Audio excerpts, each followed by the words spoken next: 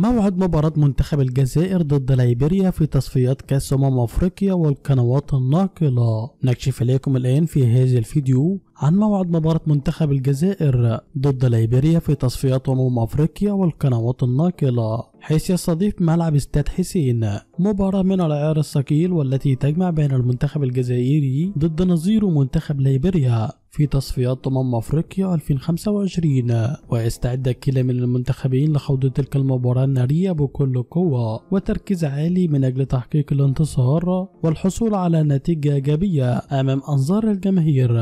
أما عن موعد مباراة الجزائر ضد ليبيريا، تنطلق موعد مباراة منتخب الجزائر ضد ليبيريا في قمة منافسات الجولة السادسة من عمر مسابقة بطولة تصفيات كأس أفريقيا 2025، وذلك غدا الأحد والموافق 17 من شهر نوفمبر الجاري في تمام الساعة 5 مساء بتوقيت تونس والمغرب والجزائر، 6 مساء بتوقيت مصر والسودان وليبيا، 7 مساء بتوقيت السعودية والكويت وقطر والعراق، 8 مساء بتوقيت الإمارات وسلطنة عمان.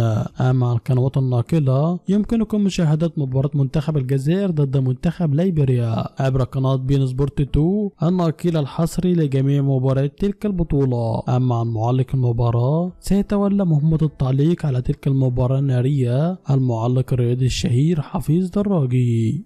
وبكده متابعي الكرام نكون نهيت حلقتنا، يا ريت تتوقعوا معانا نتيجة المباراة في الكومنتات تحت، وانتظرونا في الحلقة القادمة. دمتم على خير والسلام عليكم ورحمة الله.